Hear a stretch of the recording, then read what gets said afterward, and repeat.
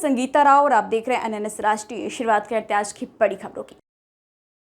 ओडिशा के खाद्य आपूर्ति एवं उपभोक्ता कल्याण मंत्री कृष्ण चंद्र पात्रा ने गुरुवार को भारत में विश्व खाद्य कार्यक्रम की deputy country director Nozomi Hashimoto की उपस्थिति में अन्नपूर्णा अनाज एटीएम का अनावरण किया। मंत्री ने कहा कि अनाज एटीएम के शुरू होने से डीलरों द्वारा पीडीएस लाभार्थियों को उनका हक का अनाज देने में देरी बंद हो जाएगी। उन्होंने बताया कि मशीन से अनाज निकालने की प्रक्रिया जटिल नहीं है। मंत्री ने कहा कि अपना आधार या राशन कार्ड नंबर डालकर और बायोमेट्रिक प्रमाणीकरण से गुजरकर लाभार्थी मशीनों से अपने हक का अनाज प्राप्त कर सकेंगे। ओडिशा सरकार ने राज्य में पोषण सुरक्षा हासिल करने के लिए विश्व खाद्य कार्यक्रम के साथ साझेदारी में ये पहल शुरू की है। ओडिशा के बालासोर जिले के एक स्कूल में गुरुवार को मध्याह्न भोजन खाने के बाद करीब 100 छात्र बीमार पड़ गए। बालासोर की सीरापुर गांव के उदय नारायण नोडल स्कूल के छात्रों को उनके मध्याह्न भोजन में चावल और कढ़ी परोसा गया था। कुछ समय बाद एक छात्र ने भोजन में छिपकली देखी, जिसके बाद स्कूल के अधिकारियों ने भोजन का वितरण रोक दिया और छात्रों को खाने से मना कर दिया। बता दें कि कई छात्रों को पेट और सीने में दर्द की शिकायत होने लगी, जिसके बाद उन्हें एम्बुलेंस और अन्य वाहनों से निकटतम सामुदायिक स्वास्थ्य केंद्र ले जाया गया। छात्रों के इलाज के लिए मेडिकल टीम भी स्कूल पहुंची। मेडिकल केयर मिलने के बाद कई छात्रों को उल्टियां होने लगी, जिसके बाद उन्हें आगे के इलाज के लिए सामुदायिक स्वास्थ्य केंद्र ले जाया गया है। बता दें कि खंड शिक्षा अधिकारी ने बताया है कि मामले की जांच की जाएगी तथा दोषी पाए जाने वालों के खिलाफ कानूनी कार्रवाई की जाएगी।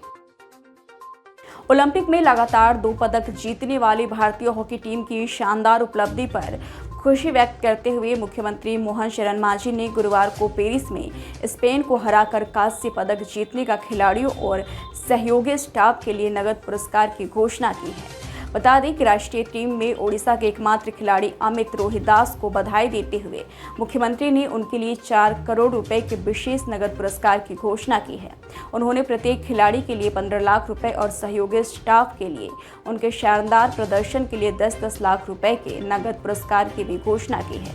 मांझी ने कप्तान हरमनप्रीत सिंह और रोहिदास को फोन पर बात की और उनसे जीत की बधाई दी। भारत के स्टार भाला फेंक एथलीट नीरज चोपड़ा ने पेरिस ओलंपिक में 89.45 मीटर की सर्वश्रेष्ठ थ्रो के साथ रजत पदक अपने नाम किया है। नीरज का इस सत्र का यह सर्वश्रेष्ठ प्रदर्शन है। इसी के साथ नीरज आज़ादी के बाद एथलेटिक्स में 2 ओलंपिक पदक जीतने वाले पहले भारतीय एथलीट बन गए हैं। नीरज ने टोक्यो ओलंपिक में 87.58 मीटर के अपने सर्वश्रेष्ठ प्रयास के साथ स्वर्ण पदक जीता था, लेकिन वो पेरिस में टोक्यो का प्रदर्शन नहीं दोहरा सके। पश्चिम बंगाल के पूर्व मुख्यमंत्री और सीपीआई के वरिष्ठ नेता बुद्धदेव भट्टाचार्य का गुरुवार को निधन हो गया। उनके पार्थिव शरीर को शुक्रवार को अंतिम यात्रा पर निकलने से पहले नेताओं और जनता के अंतिम दर्शन के लिए सीपीआई मुख्यालय में रखा जाएगा। बता दें, बुद्धदेव भट्टाचार्य के पार्थिव शरीर को गुरुवार को एनआरएस मेडिकल कॉलेज और अस्पताल के शवगृह में रखा गया था। उनके पार्थिव शरीर को आज विधानसभा ले जाया जाएगा और नेताओं के अंतिम दर्शन के लिए आधे घंटे तक यानी 11 बजे से रखा जाएगा। इसके बाद 12 बजे उनके पार्थिव शरीर की सीपीआई के मुख्यालय में ले जाया जाएगा। उनके समर्थक और जनता के लिए 3:15 पर उनके शरीर को वहां रखा जाएगा। नाग पंचमी के अवसर पर शुक्रवार सुबह हजारों श्रद्धालु पूजा अर्चना के लिए उज्जैन के नागचंद्रेश्वर मंदिर में एकत्र हुए। बता दें कि नागचंद्रेश्वर मंदिर के पट साल में एक बार नाग पंचमी पर ही खुलते हैं।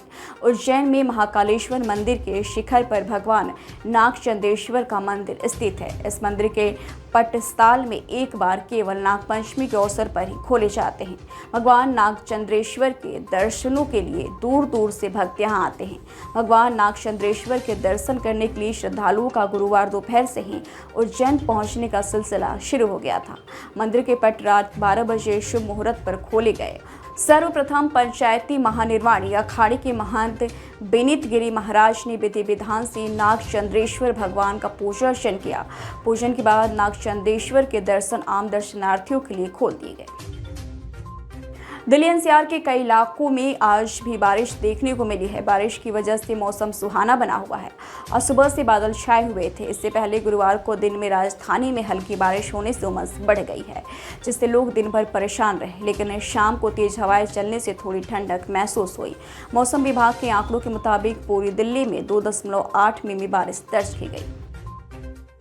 सिद्धार्थनगर जिले की भारत नेपाल का ककहरवा बॉर्डर इन दिनों तस्करी का हब बन चुका है। सीमा पर एसएसबी और स्थानीय पुलिस की तैनाती के बावजूद सैकड़ों बोरी चावल, खाद, चीनी व अन्य सामग्री भारत से नेपाल बेखौफ तस्कर ले जा रहे हैं। तस्करी का यह खेल रात 12 बजे से शुरू होकर सुबह 4 बजे तक बड़े पैमाने पर होता है, जबकि सुबह के उजाले में भी भारत से नेपाल सामान पहुंचाने वाले कैरियर साइकिल और मोटरसाइकिल से इन सामानों की तस्करी करते हुए लगातार दिख जाएंगे। सिद्धार्थनगर जिले की नेपाल में लगने वाली 68 किलोमीटर की खुली सीमा से तस्करी का यह खेल कोई नया नहीं है। पूरे साल किसी न किसी रूप में खुले इन बॉर्डरों से तस्कर तस्करी करते दिख जाते हैं। बांग्लादेश में हुई हिंसा के बाद शेख हसीना अपने पद से इस्तीफा देकर देश छोड़कर चली गई थी, लेकिन उनके जाने के बाद से ही उनकी वापसी और उनके समर्थन में आवाजें उठने लगी। अवामी लीग और उनकी सहयोगी पार्टियों ने यह ठान लिया है कि वह शेख हसीना को बांग्लादेश वापस लाकर रहेंगे। अवामी लीग के नेताओं ने बांग्लादेश के गोपालगंज में यह सब बातें कही कि वह शेख हसीना को पूरे सम्मान के साथ देश में वापस लाकर रहेंगे। फिलहाल आज की खबरों में इतना ही। जल्द ही लौटेंगे कुछ और बड़ी खबरों के साथ। तब तक के लिए दीजिए इजाजत। नमस्कार।